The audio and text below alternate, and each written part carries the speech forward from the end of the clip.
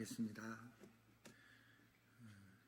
하나님, 이곳에 오면서 왜 나를 보내셨는가를 생각하고 이곳에 왔는데, 시간이 지나면서 하나님이 보내신 뜻을 깨닫고 정말 하나님께서 귀한 교회로 저를 보내주셔서 말씀을 전하게 하셨구나라는 생각을 하게 하셔서 감사합니다. 주님, 우리는 때 묻은 크리스찬으로 살아가면서 복음 앞에서도 흥분도가 잊어버리게 되고 연약한 자의 모습으로 살아가는 우리의 모습입니다. 잠깐만 우리가 한눈만 팔아도 세상에 휘둘리게 되고 복음을 우리가 멀리하며 살아가는 참 부족한 존재들입니다. 주님, 꿈의 숲 하나님께서 고향과 같은 교회에 저를 보내주셨습니다. 주님, 정말 우리 여기에 있는 지체들이 믿음 생활을 잘 했으면 좋겠습니다. 예수님을 더 잘 믿고 아름다운 사랑 공동체로 세워나갈 수 있도록 주님 도와주옵소서. 우리가 할 수 있는 것이 없습니다. 주님께서 하셔야 하오니 전적으로 주님을 의지하고 바라보며 서로 또 용서하고 안아주며 자기의 그 간섭을 벗어버리고 사랑으로 한마디 하며 눈으로 사랑을 표현하는 아름다운 교회 공동체가 세워지도록 도와주옵소서. 매번 시간대마다 물질을 드린 손길들을 기억하여 주시고 가장 귀한 것을 드리는 그 물질의 헌신 속에 하나님이 약속하신 큰 은혜와 복을 베풀어 주옵소서.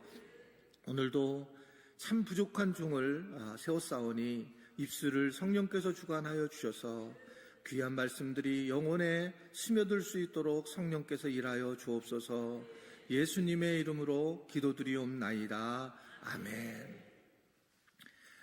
네, 오늘 많이 안 나올 줄 알았는데 어제 제가 너무 부담스럽게 줘가지고 그래도 함께해 주신 분들을 환영하고 사랑하고 축복합니다. 교회를 개척하고 저는 준비된 개척이 아니었어요. 그리고 그냥 하나님 부르심 때문에 하게 돼서 멤버십이 형성이 안 되고 이제 교회를 개척을 하게 됐어요.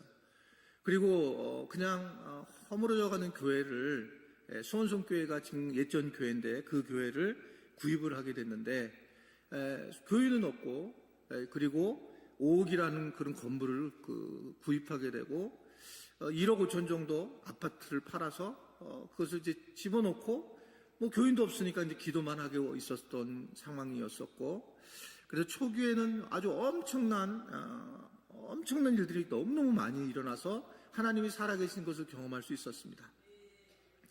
새벽에 막 기도를 하고 그러면 이제 눈물로 기도하고 방법이 없는 걸로 알고 어떻게 해야 될까 막 기도를 했을 때 하나의 어떤 귀한 하나님이 하신 일을 보게 되면 이제 어떤 집사님이, 그분이 양영모 집사님이신데 그분이 이제 막 기도하고 있는데 막 목사님이 그 눈물로 기도를 한다는 거예요. 이분은 우리 교회 교인도 아니죠, 당연히. 그런데 오셔가지고 그날 봉투를 주신 거예요, 봉투를. 근데 봉투 안에는 1,000만 원짜리 이 수표가 4장이 들어있는 거예요. 너무 충격을 받았어요. 그래가지고 이거 또 달라고 그럴까봐 빨리 가서 중도금을 그냥 그 아침에 그냥 9시가 되자마자 그냥 은행 가서 이거 또 달라고 그럴까봐 막, 그리고 또 그분이 누를까봐, 초인종을 누를까봐 막 불안했던 기억이 있어요. 그런 경험이 없으니까. 근데 그분이 어떻게 헌금을 하게 됐냐, 나중에 들어봤더니 그냥 자기가 그 옆집에 살아서 교회를 나와가지고 새벽 기도를 하는데 계속 부담감을 하나님 주시다는 겁니다. 자기를 막 툭툭 치면서 네가 예전에 나랑 약속한 게 있지. 그러면서 얘기를 하더라는 거예요. 이분이 교사였어요. 교사였는데 자기가 은퇴하면서 퇴직금을 가지고 있었는데 남편이 안 믿으니까 이걸 가지고 있다가 언젠가는 자기는 교회를 세우겠노라 이런 생각을 하고 있었는데 전혀 예상치 못하게 그냥 앞에 서 있다가 하나님께서 계속 건드리시니까 어쩔 수 없이 이제 헌금을 하게 된 거예요. 그런데 이분이 이제 우리 교회에 등록을 했습니다. 재밌는 건 그 뒤에예요. 이제 뭐 성경 공부도 하고 막 그러는데 이분이 거기에 있다가 어느 날 저를 찾아왔어요. 한 3개월 있다가. 이유는 뭐냐면, 목사님, 저는 좀 다른 교회로 가야 되겠습니다. 그래서 왜요? 그랬더니 제가 왜 4천만 원 헌금했는지 모르겠다고. 목사님 얼굴을 쳐다보면 4천만 이게 써 있다는 거예요. 자기 뭐에 홀려서 헌금을 했는데 이게 갑자기 목사님이 보이면 계속 이게 막 속이 쓰려가지고 도저히 못 견디겠다는 거예요. 솔직하게 얘기를 하는 거예요. 그러면서 자기가 수원에서 구리로 이사를 가는, 그래서 마지막 기도해달라고 그러면서 이제 그 집사님을 보내게 되었습니다. 왜 그랬을까라고 생각할 때 저도 사람이니까 4천만 원을 헌금하신 분에 대해서 얼마나 고마운 마음이 있었겠어요. 그러니까 늘 고마운 마음이 이렇게 드러나다 보니까 그분이 나중에 어떻게 보면 부담이 됐을 거겠구나라는 생각을 제가 목회하면서 아주 이걸 중요하게 생각을 하게 됐어요. 이게 내가 이 고마움으로 그분은 어떻든 간에 약간 부담도 가질 수 있겠구나라는 생각을 하게 됐어요. 그러면서 이제 묵상을 하게 된 게, 그런데 예수님이 나를 위하여 십자가에 달려 돌아가셨는데 내 죄를 위해서 예수님이 십자가에 정말 돌아가셨다고 하는데 그냥 감동만 해요. 좋아, 땡큐, 감사해 하나님, 이거로 끝마치는 게 말이 될까? 그런 이제 생각을 하게 되었다라는 겁니다. 그러니까 우리가 대체적으로 감사합니다는 그렇게 기도를 하지만 가만히 생각해 보니까 이게 아니라 하나님 앞에 우리가 정말 주님이 나를 위해 십자가에 달려 돌아가셨다면 우리가 일반적으로 다른 사람과도 마찬가지지만 내가 무엇을 해드리면 좋을까요? 라고 물어보는 게 너무 당연한 거 아닌가, 이런 생각을 딱 가지게 된 거예요. 우리는 계속 우리의 싸움에서 가장 커다란 문제가 개인 소원을 성취하는 것을 얘기하는 거예요. 아들이 아프리카 케냐로 결정하면서 가려고 할 때 내가 그냥 물어봤어요. 다솔아, 너는 그러면 아빠한테 뭘 배웠고, 너는 아빠하고 맨날 예배를 드렸으니까 어떻게 해서 너는 그 뭐가 가장 중요하게 생각해서 선교를 가게 되냐? 그랬더니 얘가 두 가지를 얘기하는데 그 중에 하나만 얘기를 하면, 나는 아빠한테 복이라는 걸 뭔지 알았다는 거예요. 복. 그러니까 복이, 나는 예전에 그냥 내가 잘 되는 걸 복인 줄 알았더니 복이 하나님의 성품을 닮아서 하나님을 닮아가는 것이구나. 아빠 그걸 알게 돼서 나는 가치를 거기에 두고 자기는 선교를 가게 된다라는 이야기를 했던 적이 있습니다. 그래서 참 감사하다는 생각을 하게 된 거예요. 저는 지금 25년 동안 하면서 간증 집회를 한 번도 한 적이 없어요. 왜 간증 집회를 한 적이 없냐면, 사실은 여러분 여기 굉장히 많은 분들이 있는데 여기서 이제 만약에 일반적으로 간증을 우리 자녀가 좋은 대학을 갔어요. 그리고 내가 병들다가 나았어요. 이런 간증을 하면 굉장히 좋죠. 그런데 다른 분들은 대부분 99%는 병들었는데 그냥 병든 거예요. 그리고 가난했는데 하나님이 대박 터뜨리지 않는 거예요. 여전히 병들어 있고 여전히 아픈 거예요. 그런데 그런 경험한 사람들이 나와서 주님께 영광을 돌린다는 거예요. 근데 제가 역으로 한번 생각해 봤어요. 병든데 내가 지금 죽어가고 있어요. 근데 그분이 앞에 서서 난 죽습니다. 근데 나는 이렇게 하나님이 나를 이렇게 하셨지만 나는 하나님 나라를 가니까 너무 감사해요. 라고 눈물을 흘리는 간증을 들어본 적이 없는 거예요. 우리 애가 대학을 떨어졌는데 그래도 하나님을 알고 그냥 대학 떨어졌지만 하나님을 믿고 살아가는 것이 얼마나 감사한지 모르겠습니다. 라고 하는 그런 간증이 진짜 중요한 간증이 아닌가라고 하는 생각을 하게 된단 말입니다. 그게 뭐냐면 하나님을 영화롭게 하고 복음을 영화롭게 하는 그런 간증이 진짜 간증인데 지 잘났다는 거예요. 다. 자기가 뭔가 얻었다는 거예요. 개인적으로 뭔가 소원을 성취했다는 거예요. 여러분 이거는 굉장히 잘못된 기독교 정신이에요. 근본적으로 개인 소원 성취를 이것은 성경에서 말하고 있는 그런 복음의 내용의 메시지가 아니라는 겁니다. 왜 그러냐면 오늘 저녁에 말씀을 드리겠지만 우리는 예상보다 복음을 몰라요. 여러분 쪽복음만 알고 있는 거예요. 오후에 내가 말씀 다시 드리겠지만 저는 중학교 2학년 때 예수님을 만났어요. 예수님을 만났어요. 그래서 그때 중학교 2학년 때 조이미션이라고 하는 수련회 가서 여러분 예수님을 구주로 영접하신 분은 그때는 항상 콜링을 했잖아요. 나오십시오. 그랬을 때 제가 중학교 2학년짜리가 맨 앞에 뛰어가가지고 대학생 누나 형들보다 앞에 가서 막 탁 나가지고 막 눈물을 흘렸어요. 왜냐하면 내 인생에 예수 그리스도로 통해서 내가 구원을 받았다는 이 엄청난 사실을 내가 알게 된 거예요. 깨달아진 거예요. 내 스스로 한 게 아니라 주님이 깨닫게 한 거예요. 그러니까 하염없이 눈물을 흘리면서 그때부터 새벽 기도를 나가가지고 어른이 다니니까 다니기가 싫어. 새벽 기도가.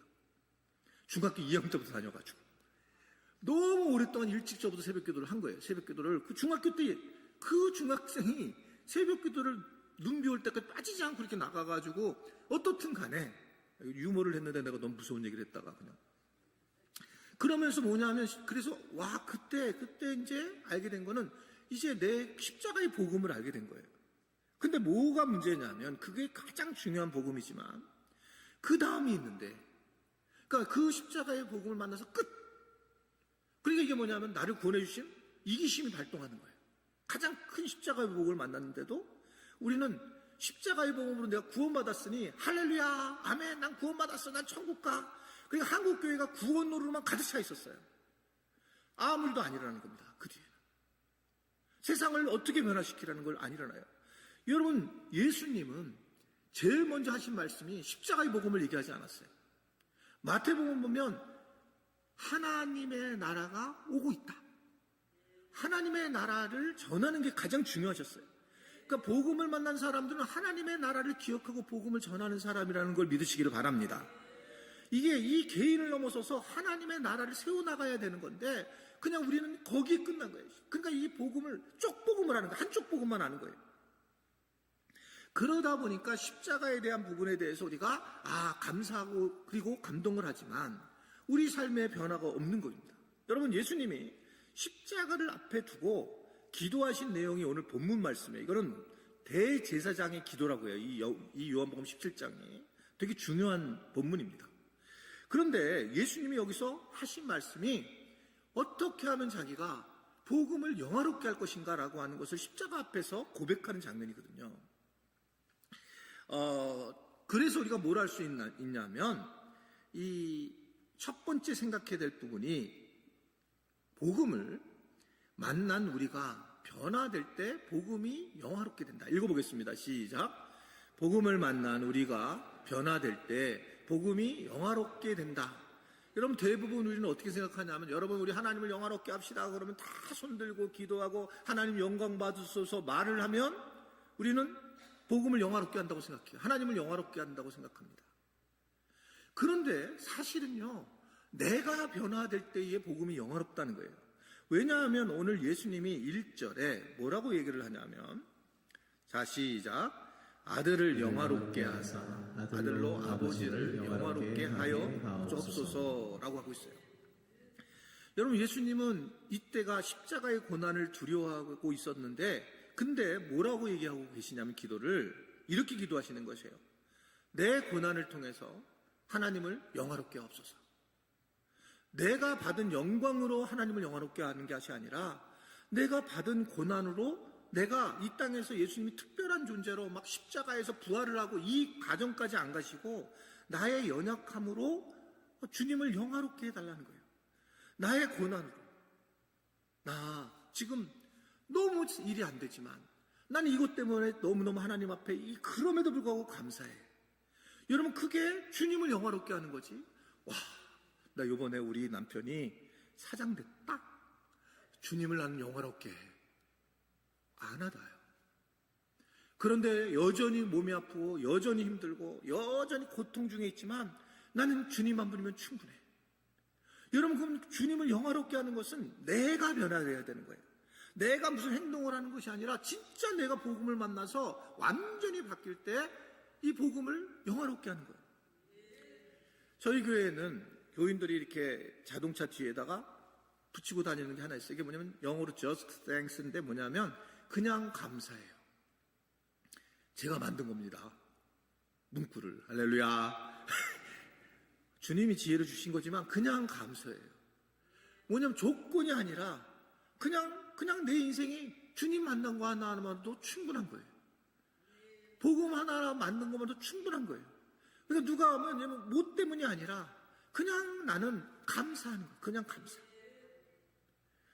여러분 우리가 뭘 얻어서 감사할 일이 아니라 예수님을 만난 자체가 감사라는 걸 믿으시기를 바랍니다. 그러면 그거면 충분한 거예요. 왜냐하면 우리는 이 땅에 복음을 만나고 하나님 나라의 삶을 살다가 죽으면 우리는 또 하나님 나라를 가는 거예요. 그러니까 바울이 뭐라고 얘기하냐면 야야야 사나 죽으나 다 우린 주의 것이야. 살아도 좋고 죽어도 좋은 거예요. 그리고 우리는 이 땅에 살아도 감사하고 죽어도 감사한 거예요. 그러면 세상에 있는 사람들이 이걸 보면서 세상이 감당할 수 없는 사람들이 크리스찬들이었어요. 원래 안디옥 교회에서 크리스찬이라는 단어가 그리스도를 닮은 사람들이다. 얘네들이 좀 이상하다. 왜냐하면 이 땅에 살면서 죽어도 좋고 나중에는 뭐 살아도 좋고 삶이 완전히 세상 사람과 다른 거예요. 그 수준이 다른 거였어요. 자기 개인의 욕심으로 개인 소원 성취를 위해서 기도하고 이런 존재가 아니었다. 원래 기독교가 그런 게 아니에요. 기독교는 완전히 다른 종교였어요. 종교가 아니었단 말이죠. 그러니까 이런 것들을 기억하는 거예요. 어떤 제가 얼마 전에 이 한 불신자 한 분이 신문에 그 올린 글을 봤는데 어떻게 보신 분도 계신지 모르겠어요. 이분이 이제 어느 날 안산에 가면 굉장히 유명한 국밥집이 있습니다. 근데 이제 뭐 저도 제일 싫어하는 게 뭐냐면 어디 음식점에 가서 우리 여러분 교인들끼리 같이 가가지고 뭐 갔는데 둘이 한 명씩 먹는다 이런 소리 하지 마세요. 그리고 거기서 무슨 교회가 어떻고 목사님이 어떻고 이러면 그 주인은 돌아버려요. 1인 1식 하셔야 돼요. 그런데 이제 그 집에서도 이제 국밥을 하는데 9명이 이제 어떤 분들이 이제 9명이 등산을 갔다 여자분들이 들어가가지고 그릇을 이제 조금밖에 안 먹으니까 7그릇을 시켰어요. 그리고 빈 그릇 2개만 달라고 얘기를 했어요. 그런데 나올 때에 국밥이 9개가 나온 거예요. 따뜻한 국밥이. 그 사람들이 이제 기분이 나쁜 거예요. 아, 야, 이게 진짜 뭐 팔아먹으려고 그러냐 그러면서 이제 주인에게 뭐 화가 난 듯 얘기를 한 거예요. 그러니까 주인이 이렇게 대답을 했어요. 7명 분을 9병의 그릇분으로 나누어 드렸습니다. 그 이유는 뚝배기 그릇이 있어야 하지만 이 따뜻하기 때문에 그렇게 해드렸습니다. 라고 했어요. 이분이 그 얘기를 듣고 이게 쓱 쳐다봤는데 그 식당에 내 나중에 심히 창대하리라 라는 문구를 본 거예요. 그러면서 이분이 뭐냐면 내가 교회를 가고 싶다. 제목이 그 신문 제목이 지역신문이었는데 나 교회 가고 싶다였어요. 나 교회 가고 싶다. 이게 뭐냐면 저는 복음을 영화롭게 하는 거가 뭐 우리가 막 뛰면서 춤을 추고 이런 것도 물론 있죠. 그러나 우리 삶에서 내가 어떻게 복음을 영화롭게 하고 하나님을 영화롭게 하고 살다 가느냐 이것이 굉장히 중요한 거예요. 마지막까지 우리의 삶의 마지막까지 생명을 다할 때까지 마지막까지 어떻게 하면 나는 복음을 영화롭게 할 건가. 소망교회 한 권사님이 실화예요. 소망교회 한 권사님이 이 전도를 갖다가 국립의료원 암센터에 가서 전도를 하기 시작을 했어요. 그분이 책에 나와 있어요. 그곳에서 암 환자들을 돌아다니면서 복음을 전하게 해가지고 뭐 200명인가 전도를 했어요. 그런데 이제 어느 날 그 일화가 있는데 어느 날 막 말기암 환자가 막 와서 그 권사님이 막 그냥 복음을 전하고 그러니까 막 화를 내면서 당신이 말이야 몸이 건강하니까 그렇지 나같이 암에 걸리면 얼마나 이게 속상한 줄 아냐고 얼마나 힘드냐고 이런 건강한 몸으로 전한다고 그랬더니 이분이 얘기하는 거예요. 아닙니다. 사실 나도 지금 1개월 남은 마지막 남은 시한부 암 환자입니다. 이분 놀란 거예요. 이분이 빼샥 말라가지고 말기암 환자인데 쿡쿡 가가지고 복음을 전한 거예요. 200명을 정했어요. 마지막 암 환자로. 얼마나 대단합니까? 내가 내 몸이 약하니까 나는 우리 맨날 핑계 대잖아요. 몸이 아프니까 뭘 못하고 그러는데 그러한 과정 중에 마지막까지 하나님의 나라를 위해서 애쓴 거예요. 그러니까 하나님을 영화롭게 하는 거예요. 그러면서 그분은 그 돌아가셨는데 그 국립 거기서 암센터에서 전부 나와서 예배를 드렸다는 거예요. 그 암 환자들이 눈물을 흘리면서 복음을 경험하고 복음을 영화롭게 한다는 것은 바로 그런 겁니다. 내가 변화돼야 돼요.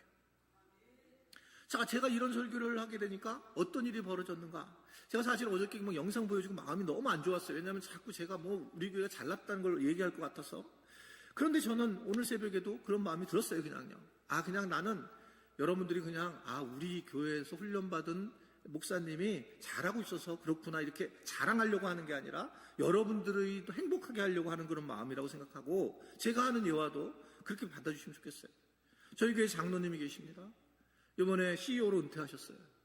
그분이 복음을 영화롭게 하는 교회 설교를 들었어요. 그러다가 자기가 여태까지 맨날 돈 벌고 뭐 한 40명의 직원을 두고 하고 일하는데 했는데 마지막 은퇴하면서 그래, 나도 복음을 영화롭게 하자. 그래서 그 장로님이 나중에 나오는데 주식이 쭉 마지막 스톡 옵션으로 나오는데 그거를 딱 받은 상황에서 전부 나눠준 거예요. 직원들한테 다 나눠주고 아무라고 나눠주고 나왔어요. 그리고 자기는 그 퇴직금만 가지고 탁 나왔는데 그때 많은 분들이 똑같이 얘기하는 게 뭐냐면 그 전까지는 저분 장로님 이런 말 안 하다가 다 똑같이 얘기하더라는 거예요. 역시 장로님이다. 역시 장로님이다. 그럼 어떤 일이 있냐면 우리는 그냥 일상으로 살아가잖아요. 저희 교회는 삼성 근처에 있습니다. 수원이기 때문에 삼성 직원들이 많이 있어요. 말씀을 들었어요. 이 말씀을. 안수 집사가 됐어요. 이 친구가. 젊었었어요. 그래, 내가 복음을 영화롭게 하고 그렇게 살아가야 되겠다. 이런 마음을 정한 거예요. 그런데 이 진급을 하는 상황이 된 거예요. 삼성에서. 근데 이 친구가 가가지고 그 인사과에 가서 얘기한 거예요. 인사과장한테 커피 한잔 하자고. 자기 동기들이 열 몇 명 있는데 자기는 가장 어리고 그리고 자기는 천천히 돼도 됩니다. 애기 있고 그리고 어려운 자기 동기들을 붙여주고 자기는 빼도 된다는 얘기를 한 거예요. 인사과에서 난리가 났어요. 난리가. 세상에 이런 미친놈이 왔다고. 자기가 안 되겠다네. 자기를 갖다 진급시키지 말라다라는 거예요. 그래가지고 난리가 나고 그리고 난 다음에 나중에 이 인사과장이 와가지고 그분한테 얘기한 거예요. 우리 아내가 권사라고. 나는 이 회사에 와서 자기가 교회를 다닌다고 얘기한 적이 없는데 너무너무 창피하다. 그러면서 고백을 했던 거예요. 이분이 그래도 나중에 오히려 거기 임원이 됐어요. 나중에 삼성에 가서. 우리 교회 교인이 지금 안수집사예요. 그러니까 이게 어떻게 세상 사람하고 정말 다르게 살아간다는 거예요. 예수 믿으면 당연히 달라야 된다는 거예요. 달랐을 때 세상 사람들이 우리를 보고 야, 하나님 살아있는 것 같다. 너 보면 하나님 살아있는 것 같아. 이렇게 돼야 된다는 거예요. 너 보면 교회 다니는 거 싫어. 이러면 심각한 거예요. 근데 널 보면 뭔가 달라. 너는 뭐 이렇게 만나게 되면 자꾸 뭘 돈을 쓰려고 하고, 너는 좀 만나고 하면 깎지 않으려고 하고, 너는 좀 만나면 좀 뭔가 따뜻하고, 쳐다보는 눈도 다르고, 이게 뭔가 다른 거예요. 달랐을 때에 주님을 영화롭게 하는 것이지 내 환경 맨날 탓해. 왜 주님은 나를 갖다가 왜 이런 식으로 만들어. 맨날 탓해. 맨날 자기중심적이니까. 가지고 있어도 돈이 많이 있어도 맨날 미래를 어떻게 더 나이 먹으면 내가 문제가 되는데 돈이 없는데 어떡하지. 맨 걱정하라는 거예요. 주님 걱정하지 말라는 거예요. 세상 사람은 하나도 달린 게 없어요. 그럼 누가 세상 사람들이 예수님을 믿으려고 할까요? 복음을 누가 믿으려고 할까요? 내가 변화될 때에 복음을 영화롭게 한다는 걸 믿으시기를 바랍니다. 내가 바뀌어날 때 복음을 영화롭게 하는 거예요. 두 번째는 시작. 하나님이 맡기신 일을 다르게 할 때 복음은 영화롭게 된다.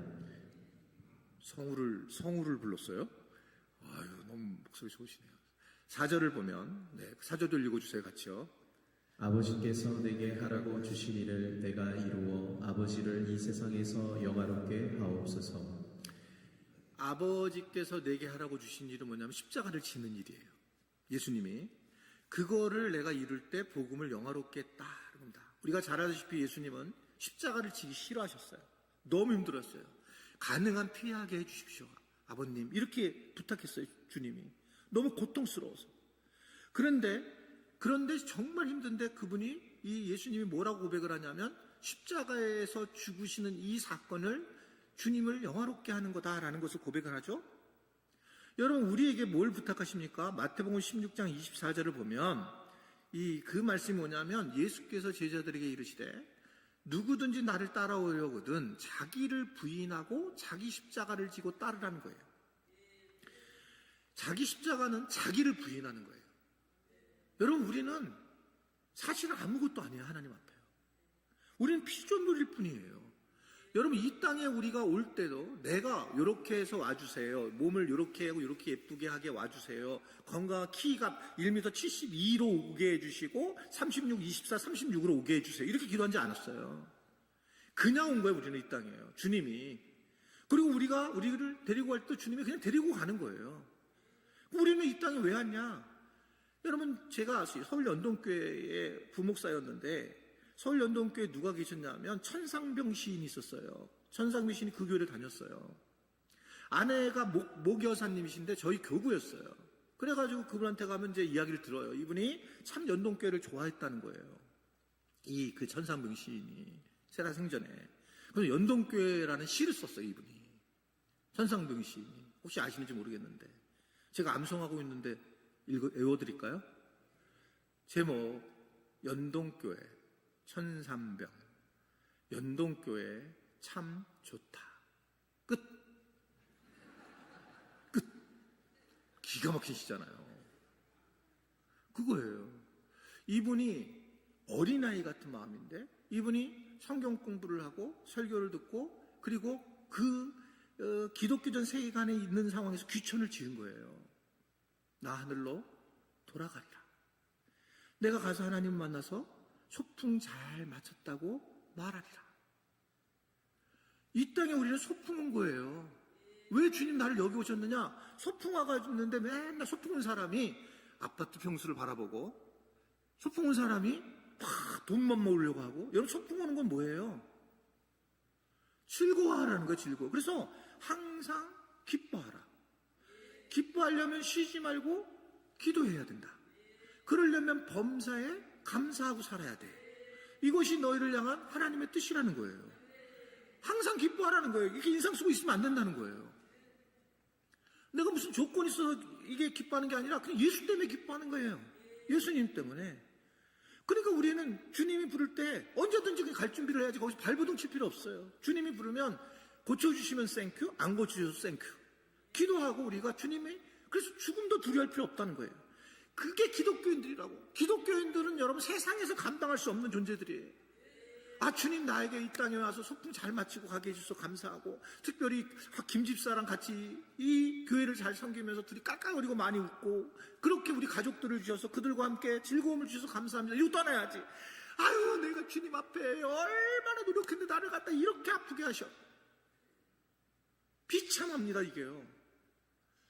우리가 여러분 안 믿는 사람하고 우리가 좀 다르게 살면 얼마나 행복해요. 막 농사를 지으면 예수 믿는 사람들은 농토에만 여기만 비가 막 오고 앉는 사람 안 와. 이래야지. 근데 그렇지 않다는 거예요.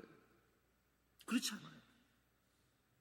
우리가 어떻든 간에 십자가를 지는데 그 중에 제일 중요한 포인트는 자기를 부인하는 거예요. 한번 저를 따를까요? 자기를 부인하자. 나는 없고 그래야지 예수가 있는 것이 복음을 영화롭게 하기 때문에 그래요. 나를 죽이는 게 복음을 영화롭게 하는 거라니까요. 어제 만약에 옆에 있는 분들이 인사하세요. 근데 어려웠죠. 어렵더라고요. 여러분들이 서로 쳐다보는데 사랑으로 쳐다보는 거를. 정성교 집사님이란 분이 계셨어요. 교회론을 제가 설교를 하다가 옆에를 쳐다보세요. 그랬어요. 옆에를 쳐다보지 마세요. 지금요. 옆에를 쳐다보는데 이분이 딱 쳐다보는데 그때 안수 집사님이었는데 딱 쳐다보는데 눈물을 흘리는 거예요. 이 예배를 드리는데 막 하고 우는 거예요.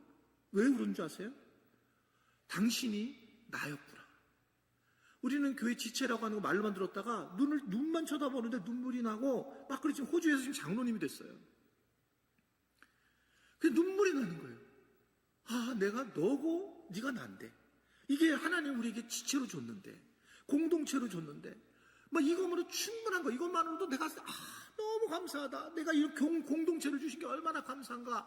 그런데 여러분, 자기를 부인한다는 건 뭐냐 하면 여러분들이 서로 간에 눈을 쳐다보고 사랑의 눈초리로 쳐다보세요. 힘들죠? 저 인간 저거 오늘 옷을 저렇게 입고 오다니.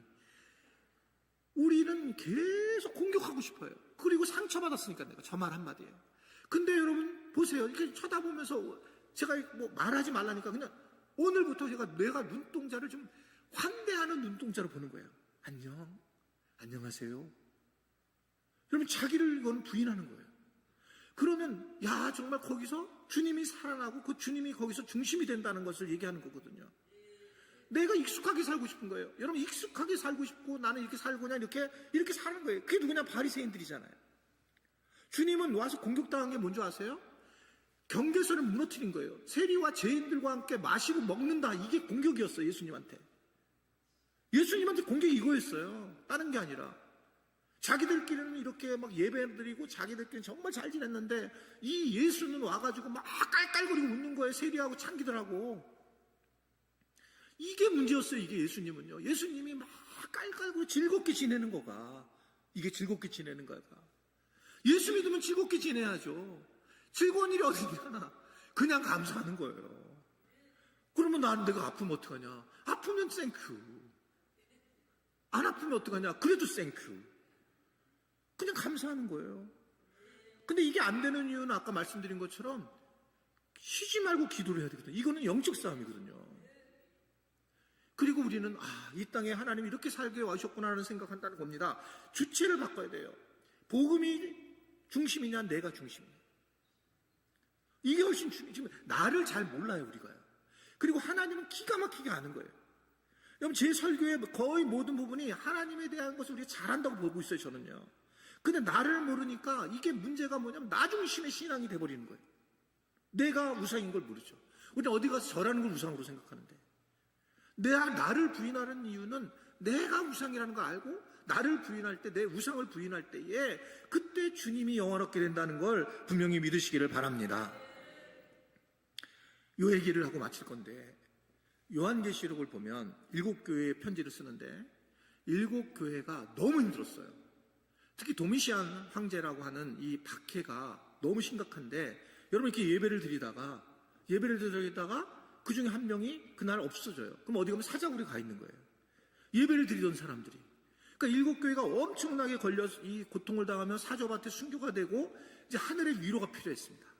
그러자 하나님은 요한에게 하늘을 열리게 해서 보여줘요. 그래서 그 이야기를 하게 됩니다. 그런데 계속 공격을 하는 거예요. 누가? 사단이 바다에서 용이 나와 교회를 공격을 합니다. 7교회를 공격해요. 공격하는 방식이 뭐냐면 666 숫자를 받으라는 거예요. 666에서 다 얘기를 이상한 얘기를 많이 하는데 다 가짜입니다. 666표에 대해서 명료하게 성경이 얘기를 해요. 그게 뭐냐면 요한계시록 13장 17절입니다. 자, 뭐냐면 시작. 누구든지 이 표를 가진 자 외에는 매매를 못하게 하니 이 표는 곧 짐승의 이름이나 그 이름의 수라. 무슨 거냐면 이게 표예요. 이 표는 뭐냐면 중세에 길드라고 하는 조직이 있었어요. 장사를 하려면 거기 조합원이 돼야 돼요.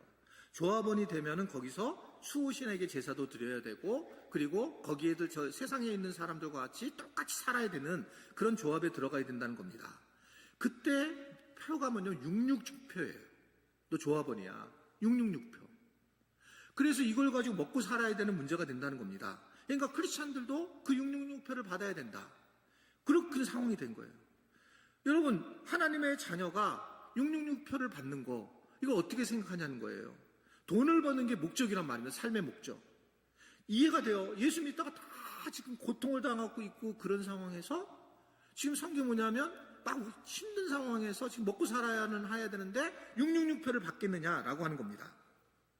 우리는 여기서 어떻게 우리 자아가 쓰고 올라오냐면 에이 하나님이 내 이렇게 신앙생활 힘들게 하는데 에이 뭐 돈을 버는 거 이해하실 거야 아마.